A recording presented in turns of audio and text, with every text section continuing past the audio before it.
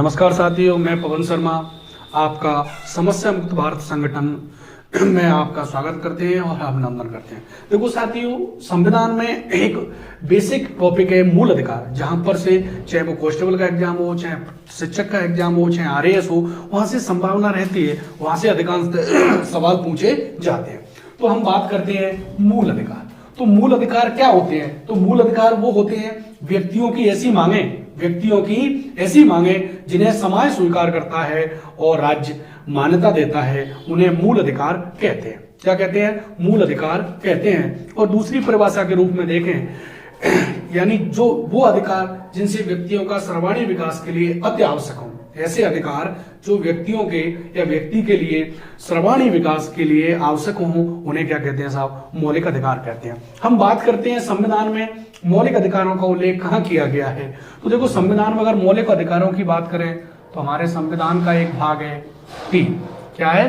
भाग 3। और इसमें जो मौलिक अधिकारों का उल्लेख किया गया है वो अनुच्छेद 12 से 35 तक इनका उल्लेख किया गया है।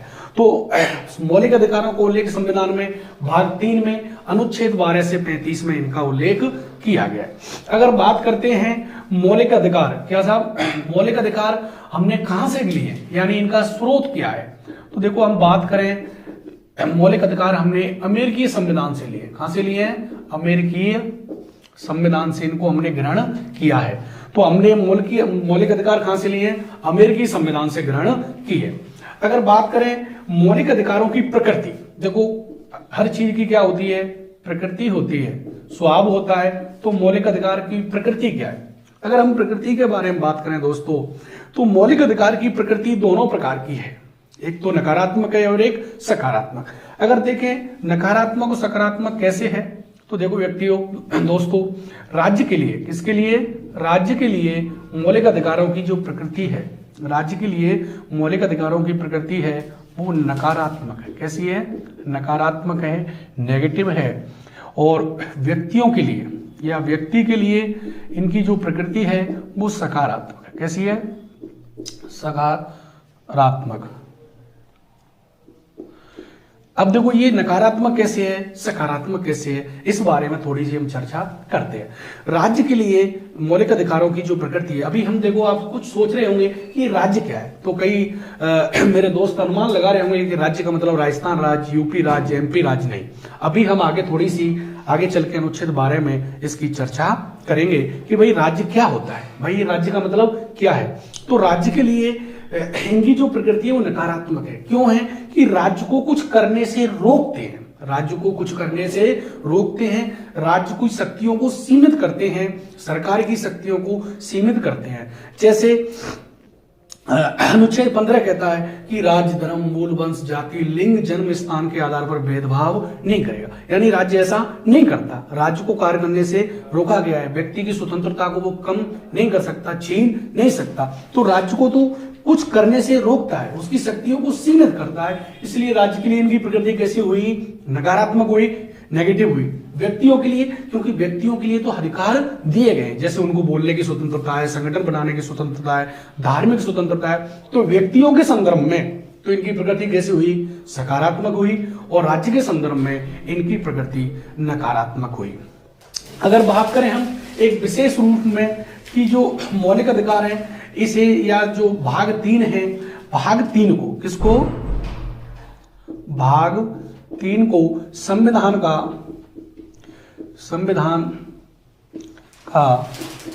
मैग्ना कार्टा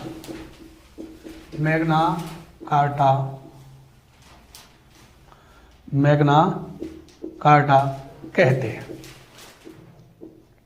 मैग्ना कार्टा कहते हैं। ऐसा क्यों भाई? संविधान के भाग 3 को मैग्ना कार्टा क्यों कहते हैं?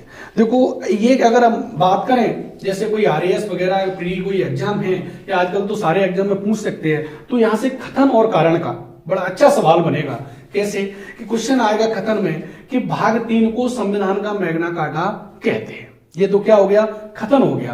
अब कारण बनेगा, कारण ये बनेगा क्योंकि भाग 3 में मौलिक अधिकारों का उल्लेख किया गया है, मौलिक अधिकारों का उल्लेख किया गया। देखो, भाग 3 को मैग्ना कार्टा इसलिए कहते हैं, इसलिए कहते हैं क्योंकि इसमें किसका उल्लेख है, मौलिक अधिकारों का उल्लेख। अगर मौलिक अधिकारों का उल्लेख भाग 4 में होता तो भाग 4 को मैग्ना कार्टा कहते, भाग 5 में होता तो भाग 5 को मैग्ना कार्टा कहते। इसलिए भाग किसमें है, 3 में ही इनका उल्लेख है, इसलिए भाग 3 को ही मैग्ना कार्टा कहते हैं। मैग्ना कार्टा का मतलब है कि महान कानून, महान कानून। देखो इसकी जो अवधारणा है, ये मैग्ना कार्टा वर्ड आया कहां से, तो मैग्ना कार्टा की हम बात करें साहब तो 1215 में, कहां पर 1215 में ब्रिटेन में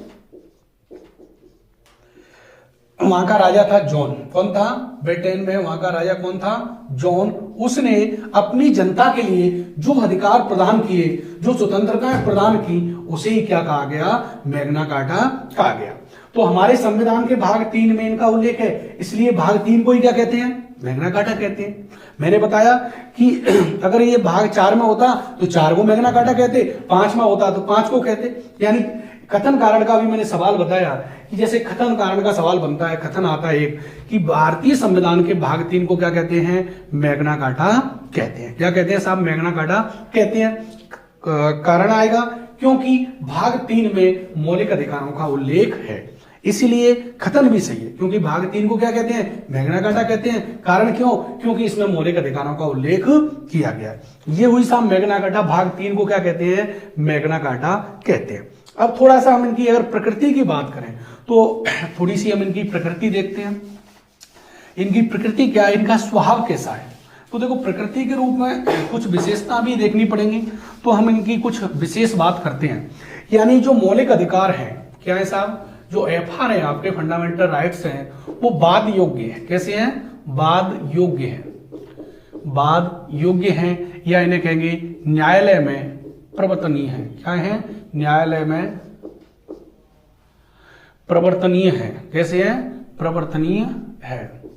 इसका मतलब है, देखो इसका मतलब है कि दोस्तों अगर मौलिक अधिकारों का उल्लंघन हो रहा है, चाहे राज्य कर रहा है, व्यक्ति कर रहा है, समाज कर रहा है, कोई भी कर रहा है, तो आप अनुच्छेद 32 के तहत, कहां पर, अनुच्छेद 32 के तहत और अनुच्छेद 226 के तहत हाईकोर्ट जा सकते हैं। अनुच्छेद 32 के तहत कहां जा सकते हो, सुप्रीम कोर्ट जा सकते हो, और अनुच्छेद 226 के तहत आप डायरेक्ट हाई कोर्ट जा सकते हो। जो आगे हम इनकी चर्चा करेंगे, इसके लिए न्यायालय आपके लिए रिट जारी करेगा, आपकी मौलिक अधिकारों की रक्षा करेगा। इसलिए न्यायपालिका को मौलिक अधिकारों का रक्षक कहते हैं। क्या कहते हैं साहब, रक्षक कहते हैं। यानी मौलिक अधिकारों का उल्लंघन होने पर आप डायरेक्ट कहां जा सकते हो, सुप्रीम कोर्ट जा सकते हो। बाकी के आप जैसे कानूनी अधिकार है, विधिक अधिकार है, अभी चर्चा करेंगे, तो उनके लिए आप direct supreme court, high court नहीं जा सकते हो। आपको अधीनस्थ न्यायालय, जिला कोर्ट वगैरह में इनसे यहां से शुरुआत करनी पड़ेगी। परंतु अनुच्छेद 32 कहता है कि यदि व्यक्ति के मौलिक अधिकारों का उल्लंघन हो रहा है तो अनुच्छेद 32 के तहत कहां जा सकता है, सुप्रीम कोर्ट, और 226 के तहत दोस्तों कहां जा सकता है, हाई कोर्ट जा सकता है। जो आगे हम इनकी चर्चा डिटेल से करेंगे। अब बात आगे अगला पॉइंट लेते हैं कि जो मौलिक अधिकार कैसे हैं, बाध्य हो। कैसा, बाध्य हो गए। अभी मैंने आपको बताया दोस्तों कि जो मौलिक अधिकार हैं वो अनुच्छेद कहां से शुरू होते हैं, 12 से शुरू होते हैं, और कहां तक है साहब, 35 तक। यानी मौलिक अधिकारों का उल्लेख संविधान में कहां से कहां तक किया गया है, 12 से 35 तक किया गया है। अगर हम बात करें कि संविधान में कुल कितने मौलिक अधिकार हैं, तो देखो जो मूल संविधान था या शुरुआत में स्टार्टिंग में जो हमारे मौलिक अधिकार थे, उन यानी संविधान लागू होने के समय, संविधान लागू होने के समय, लागू होने के समय मौलिक अधिकारों की संख्या, मौलिक अधिकारों की संख्या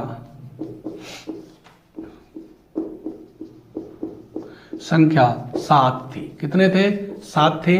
परंतु वर्तमान में इनकी संख्या, वर्तमान में इनकी संख्या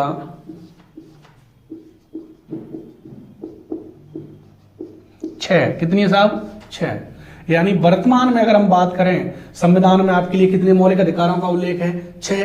और जब संविधान लागू हुआ हमारा 26 जनवरी 1950 को, तो जब इसकी जो संख्या थी कितनी थी? 7।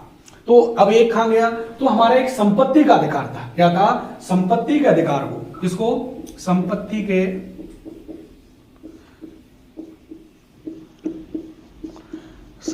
के अधिकार को 44वां संविधान, शॉर्ट में लिख रहा हूं दोस्तों, संशोधन 1978 में हुआ। कब हुआ?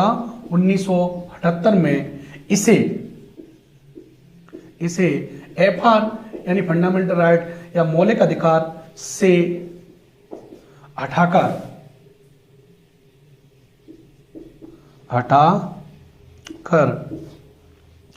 संविधान के भाग 12 के अनुच्छेद आर्टिकल्स 300 क, या जिसे इंग्लिश में ए भी बोल सकते हैं, 300 क में एक कानूनी अधिकार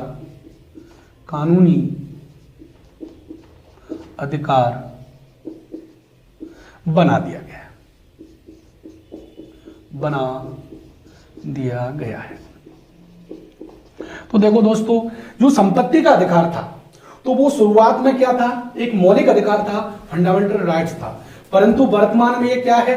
वर्तमान में ये एक कानूनी अधिकार है, विधिक अधिकार। अब इसमें अंतर क्यों है, क्यों उठाया? थोड़ी सी हम इस पर शॉर्ट में चर्चा करते हैं। देखो दोस्तों, हमारे संविधान में संपत्ति का एक मौलिक अधिकार था, परंतु सरकार को इसमें दिक्कत ये आई कि भाई सरकार को जैसे कोई फैक्ट्री लगानी है, हवाई अड्डा बनाना है, सड़क बनानी है, कोई कारखाना बनाना है, तो उसके लिए उसे जमीन चाहिए, संपत्ति चाहिए।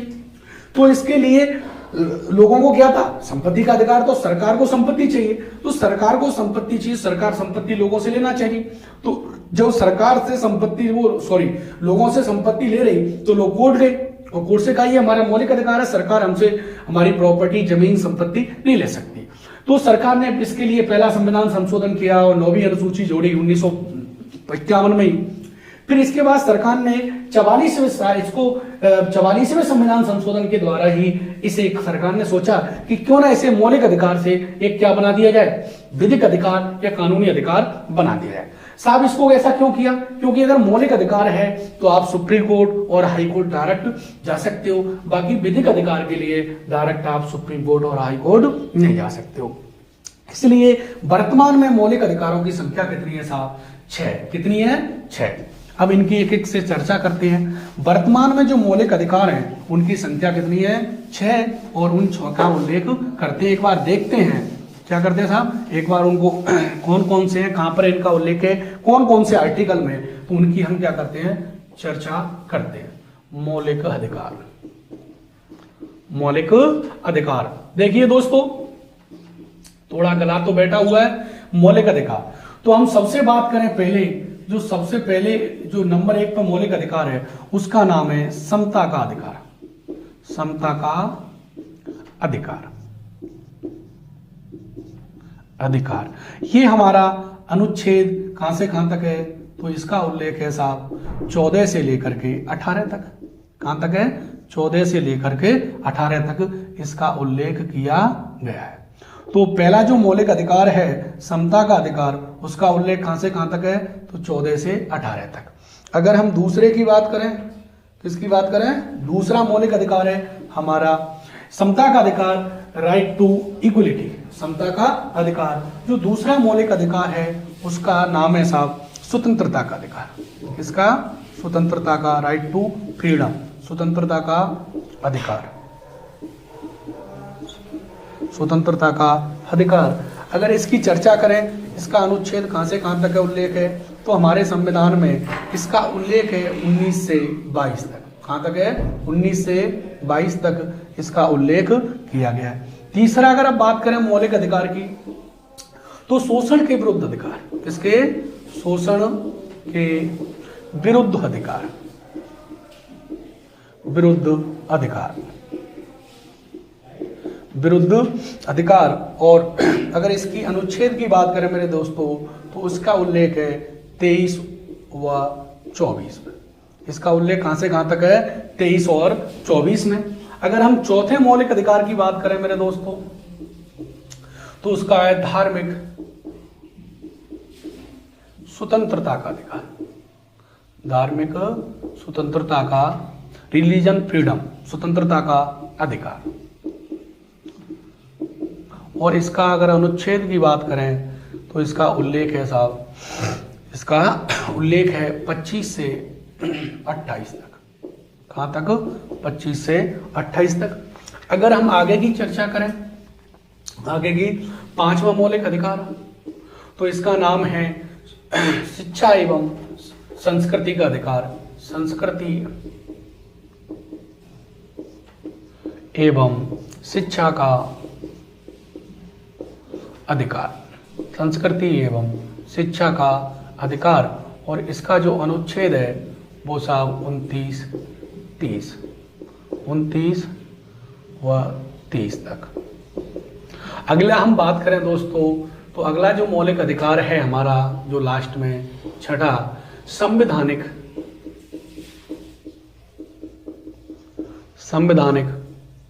उपचारों का अधिकार। उपचारों का अधिकार। और इसका जो अनुच्छेद है वो है साहब अनुच्छेद 32 या आर्टिकल 32 में इसका उल्लेख किया है।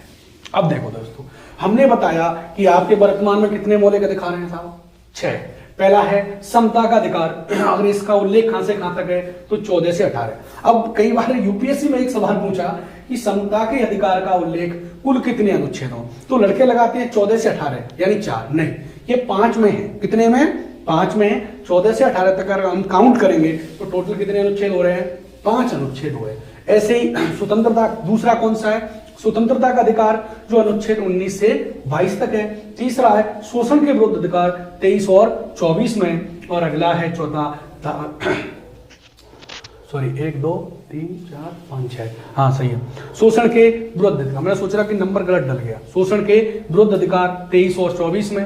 धार्मिक स्वतंत्रता का अधिकार 25 से 28 में। और संस्कृति एवं शिक्षा का अधिकार 29 और 30 में। संवैधानिक उपचारों का, कुछ लोग सोच रहे हैं सर 31 कहां गया? हाँ, उस 31 की हम चर्चा करेंगे। तो 31 एक तो आपका संपत्ति का जो अधिकार था 31 में था, और 19 में कई जगह उसका उल्लेख था। आगे इसकी हम आगे चर्चा करते हैं। अब देखो, एक चीज मैंने आपको बताई थी, क्या बताई थी? कि हमारे जो मौलिक अधिकार हैं वो कहां से शुरू होते हैं? मौलिक अधिकार तो 12 से शुरू होते हैं। तो सर ये तो आपने 14 से स्टार्टिंग की है और ये 32 तक। हाँ देखो, हमारे जो मौलिक अधिकार हैं या जो समता का अधिकार है वो 14 से शुरू होता है। और बाकी मौलिक अधिकार कहां से शुरू होते हैं? तो ध्यान रखना, ये यूपीपीसीएस में पूछा सवाल गया है कि मौलिक अधिकार कहां से शुरू होते हैं, कहां से कहां तक है? तो 12 से 35 तक है। अब देखो साहब, हम बात करते हैं तो फिर भाई 12 में क्या है? तो देखो, अनुच्छेद हम एक एक को चुन चुन के पढ़ेंगे और इनकी आगे चर्चा करेंगे।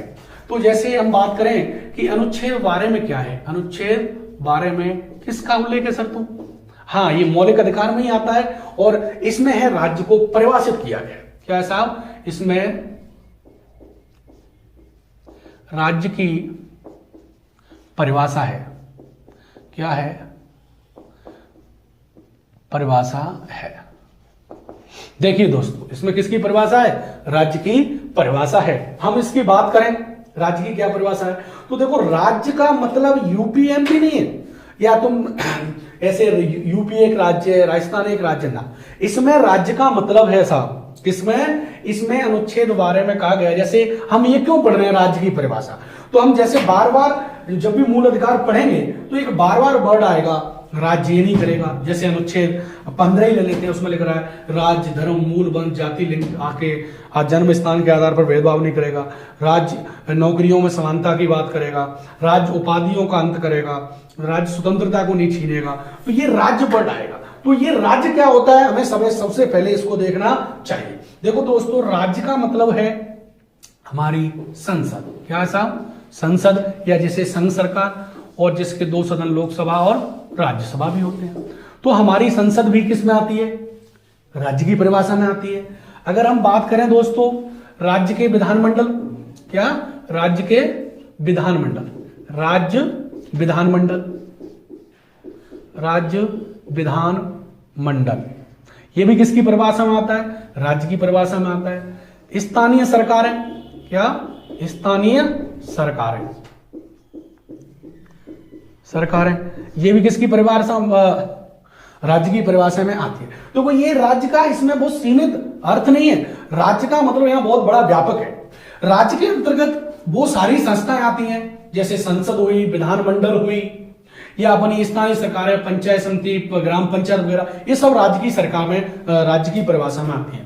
राज्य का मतलब देखो बहुत बड़ा व्यापक है कि संकीर्ण अर्थ नहीं है। जैसे राज्य के अंतर्गत वो सभी संस्थाएं आती हैं, वो सभी संस्थाएं आती हैं जो राज्य द्वारा आंशिक या पूर्णतः सहायता प्राप्त हो, वो सारी किसके अंतर्गत आते हैं? राज्य के अंतर्गत आते हैं। जैसे हम बात करें, जैसे कोई सरकारी स्कूल है तो वो सरकार द्वारा मान्यता प्राप्त सरकारी स्कूल ही है, तो वो भी राज्य की परिभाषा में आता है। कोई कंपनी है वो भी किसकी परिभाषा में आती है? राज्य की परिभाषा में आती है, क्योंकि सरकारी स्कूल में धर्म के आधार पर, जाति के आधार पर, लिंग के आधार पर भेदभाव नहीं कर सकते। जैसे हमारा बीसीआई है जो क्रिकेट बोर्ड वाला, तो वो भी किसकी परिभाषा में आता है? राज्य की परिभाषा में आता है। तो राज्य की परिभाषा में बहुत बड़ा व्यापक है अर्थ है इसका। राज्य की परिभाषा में वो सभी संस्थाएं आती हैं जो सरकार द्वारा सहायता या मान्यता प्राप्त हो, वो सब राज्य की परिभाषा। जो कुछ भी हमें दिख रहा है वो राज्य में आ रहा है। जैसे कोई मंदिर है तो वो भी अगर सरकार से रजिस्टर्ड है तो वो भी राज्य की परिभाषा में आता है, क्योंकि वहां पर भी भेदभाव नहीं कर सकते। सरकारी स्कूल हुआ, क्या आप हॉस्पिटल में जाते हो, अगर हॉस्पिटल में जाते हो तो वो ये कह सकता है कि आप इस जाति के हो, हम इसलिए आपको इलाज नहीं देंगे, ट्रीटमेंट नहीं देंगे, क्योंकि आप राज्य की परिभाषा में आ रहे हो? नहीं, वहां भी भेदभाव नहीं किया जाएगा, वो भी किसकी परिभाषा में आएगा? राज्य की परिभाषा में आएगा, और वहां पर वो भी राज्य की परिभाषा में है। यानी स्कूल हुआ, हॉस्पिटल हुआ, पोस्ट ऑफिस हुई, थाना हुआ, सब ये किस में आ रहे हैं? राज्य की परिभाषा में आ रहे हैं। राज्य का एक बहुत बड़ा व्यापक शब्द है, इसमें सब कुछ सॉरी शामिल है। तो देखो राज्य का मतलब क्या है? राज्य का मतलब संसद, विधानमंडल, स्थानीय सरकारें और वो सभी संस्थाएं हैं जो सरकार द्वारा सहायता और मान्यता प्राप्त हैं, वो सभी राज्य की परिभाषा में शामिल होती हैं। ठीक है साथियों, ये हो गया हमारा राज्य की परिभाषा। अब देखो आगे हम बात करें अनुच्छेद 13। देखो साहब किसकी बात करें? अनुच्छेद 13। तो अनुच्छेद 13 में हम अगर चर्चा करते हैं तो अनुच्छेद 13 क्या कहता है? अनुच्छेद 13 ये कहता है, ये क्या कहता है? ये कहता है कि यदि कोई कानून जो मूल अधिकारों को कम करता है, सीमित करता है, उनका अतिक्रमण करता है, तो न्यायपालिका, कौन? हमारी सुप्रीम कोर्ट, उच्चतम न्यायालय, उस कानून को उस मात्रा तक सीमित कर सकता है, रद्द कर सकता है, कैंसिल कर सकता है, अगर वो मौलिक अधिकारों का क्या कर रहा है? उल्लंघन कर रहा है। तो इसमें क्या है? यदि कोई कानून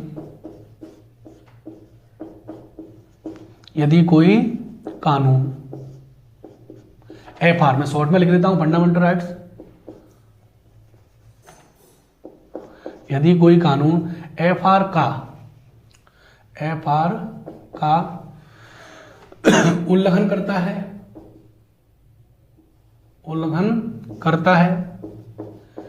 सीमित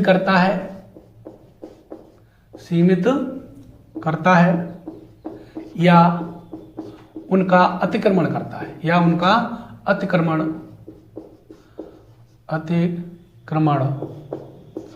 करता है, तो न्यायपालिका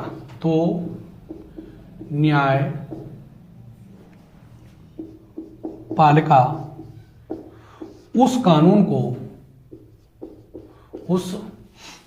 को शून्य घोषित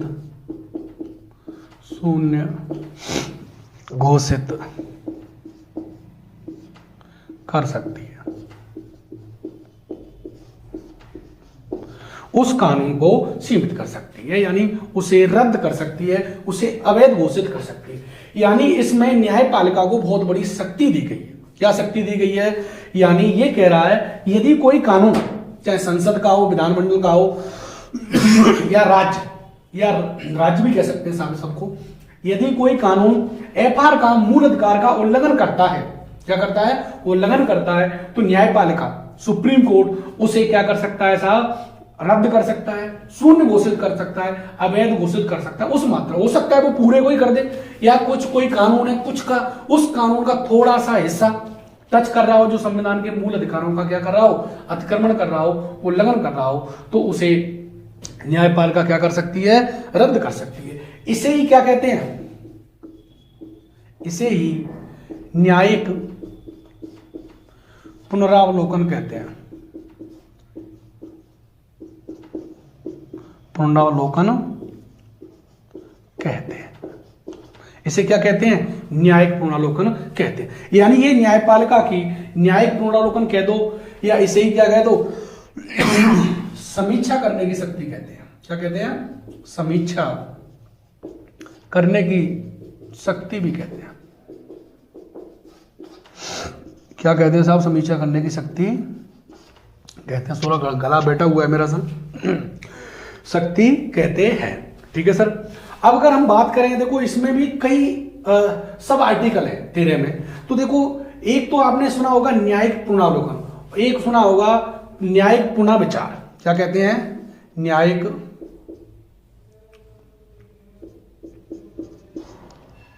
पुनः विचार। तो पुनः विचार, देखो दोस्तों न्यायिक पुनरावलोकन हम इसका पोस्टमार्टम कर रहे हैं, अलग चीज है, पुनः विचार अलग चीज है। देखो पुनः विचार क्या होता है कि जब कोई विधेयक अनुच्छेद 111 के तहत राष्ट्रपति के पास जाता है तो राष्ट्रपति उसे एक बार पुनः विचार के लिए भेज सकता है। तो न्यायिक पुनरावलोकन तो कौन करेगी, न्यायपालिका करेगी।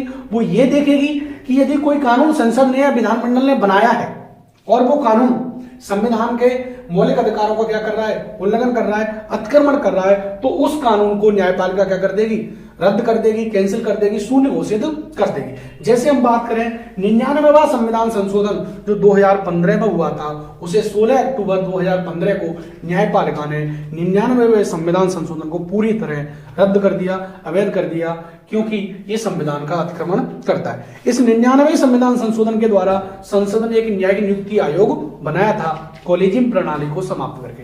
तो इसे 16 अक्टूबर 2015 को न्यायपालिका ने क्या कर दिया, रद्द कर दिया। तो इसे तो कहते हैं न्यायिक पुनरावलोकन। और पुनः विचार क्या होता है, यानी 111 अनुच्छेद कहता है कि यदि संसद कोई कानून बनाती है, वो कानून किसके पास जाएगा, राष्ट्रपति के पास जाएगा।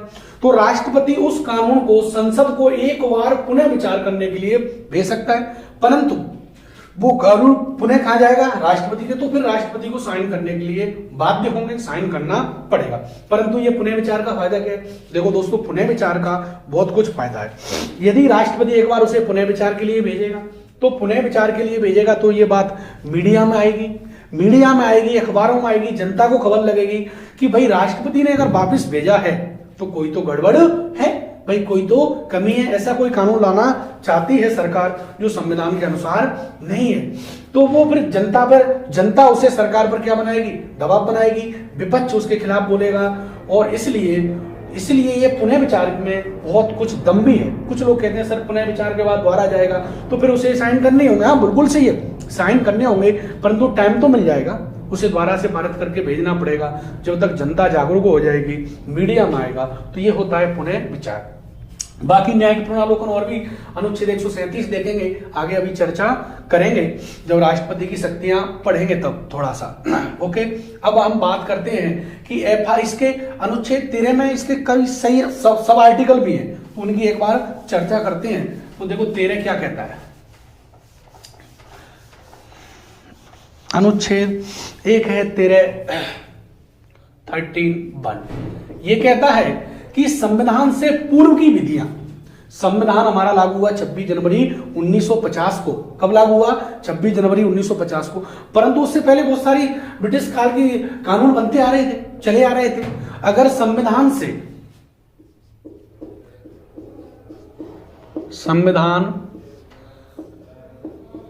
लागू होने से पूर्व की कोई विधि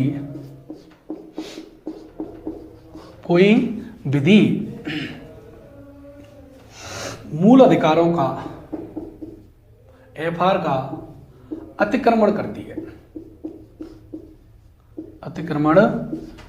है,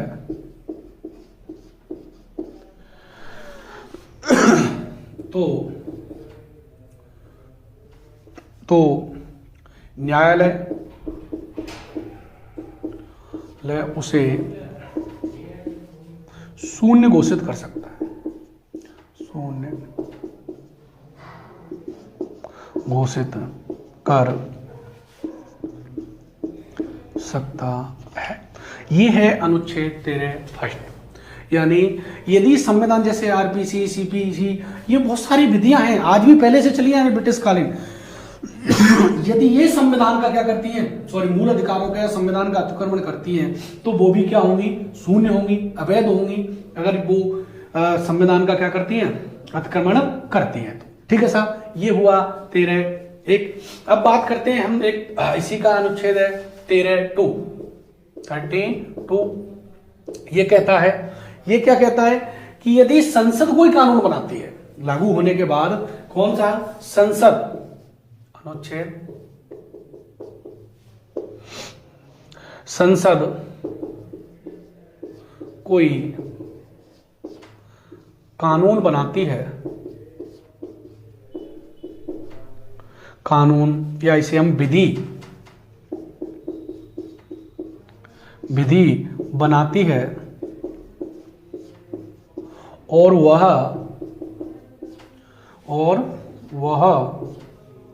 FR का मैं शॉर्ट में लिख रहा हूं दोस्तों, FR का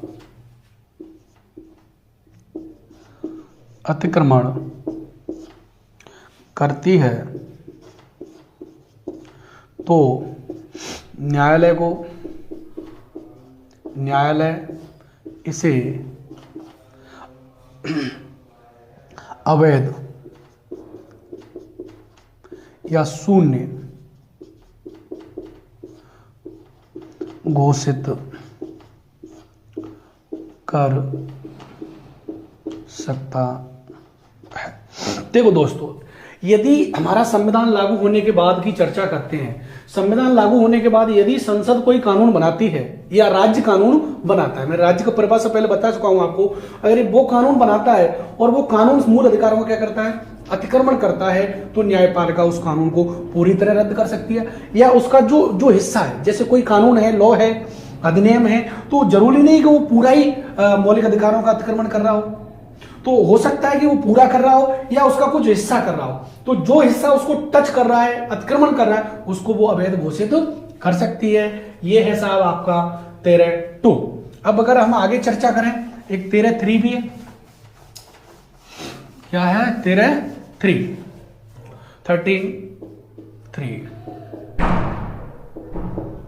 ये है साहब, इसमें विधि को परिभाषित किया गया है, इसमें क्या है, विधि की परिभाषा दी गई है, विधि की परिभाषा है, डिफाइन किया गया है। तो इसमें विधि की परिभाषा क्या है, तो देखो विधि के अंतर्गत यानी विधि में क्या क्या आएगा, विधि के अंतर्गत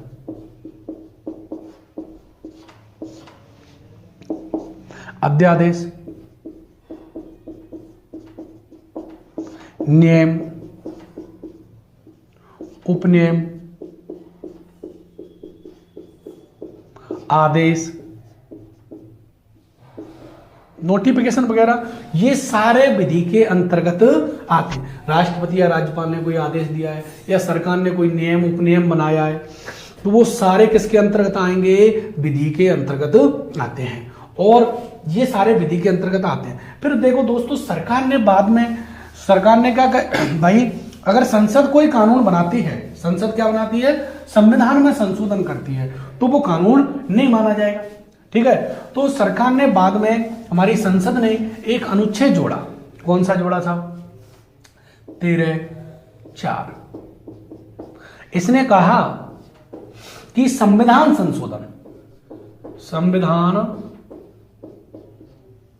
संशोधन, संविधान संशोधन, संविधान संशोधन जो आर्टिकल 368 के तहत होता है, संविधान संशोधन विधि के अंतर्गत नहीं आएगा, विधि के अंतर्गत नहीं आता, नहीं आता। देखो ये हमारी संसद ने इसे कब जोड़ा? तो ये संविधान का मूल भाग नहीं है, इसे बाद में जोड़ा। 24वां, मैं शॉर्ट में लिख रहा हूं दोस्तों, 24वां देखो संविधान संशोधन 1971 में हुआ। और संसद ने कहा, इंदिरा गांधी थी, इन्होंने कहा कि भाई देखो, जो संविधान अगर संशोधन कर रहे हैं 368 के तहत, वो विधि के अंतर्गत नहीं आता। क्या नहीं आता? विधि के अंतर्गत। यानी संविधान संशोधन 368 के तहत संसद करती है तो वो विधि के अंतर्गत नहीं आता। ध्यान रखना दोस्तों, संविधान संशोधन केवल कौन करेगी? संसद करेगी। कौन करेगी? संसद करेगी। राज्य विधानमंडल को संविधान संशोधन करने की शक्ति प्राप्त नहीं है। तो संविधान में संशोधन कौन करेगी साहब? संसद करेगी। ओके, इसे कब जोड़ा? तो 24वां संविधान संशोधन 1971 में जोड़ा। बाद में देखो इसे केशवानंद भारती, कौन? केशवानंद भारतीय बनाम केरल राज्य, बनाम केरल राज्य 1900 केरल राज्य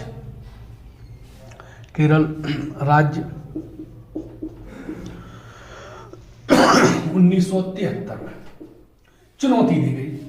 ये चुनौती दी गई क्या?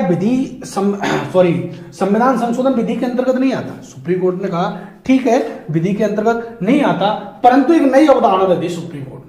ये 13 न्यायाधीशों की सबसे अब तक भारतीय इतिहास में 13 न्यायाधीशों की सबसे बड़ी पीठ बनी थी। कितने न्यायाधीशों की? 13। क्योंकि एक संविधान पीठ होती है, उस संविधान की पीठ में कम से कम कितने न्यायाधीश होने चाहिए? 5। अगर 5 से अधिक न्यायाधीश हैं तो ही उसे संविधान की पीठ कहेंगे, बाकी अगर 5 से कम है तो उसे संविधान की पीठ नहीं कहेंगे। तो भारतीय इतिहास में अब तक कितने न्यायाधीशों की पीठ बन चुकी है? 13 न्यायाधीशों की। और वो कौन से मामले में? केशवानंद भारती बनाम केरल राज्य 1973। यह 24 अप्रैल 1973 की डेट भी याद रखनी है। क्या है साहब इसकी डेट?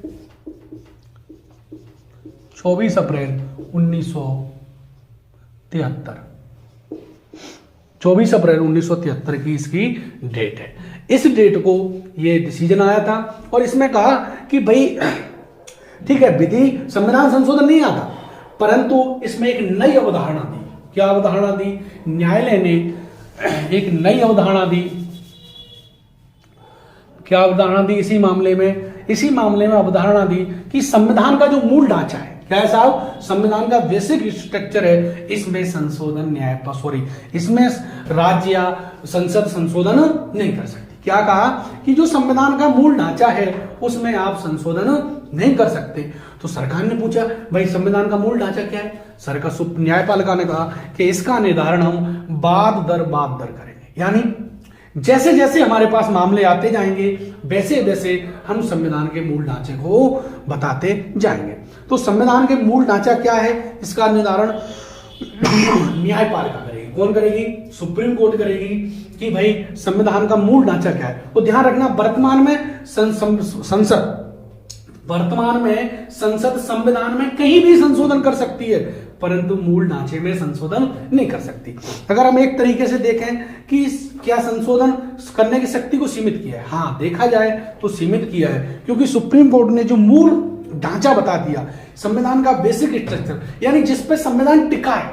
बेसिक स्ट्रक्चर का मतलब क्या है? मूल ढांचे का मतलब क्या है?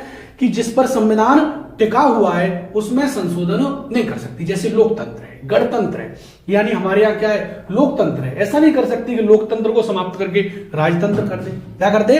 लोकतंत्र को समाप्त करके क्या बना दे साहब? राजतंत्र कर दे। ऐसा नहीं कर सकती। ये बेसिक स्ट्रक्चर होता है। ठीक है साहब, ये हमारा अनुच्छेद हुआ 13 कंप्लीट। क्या हुआ साहब?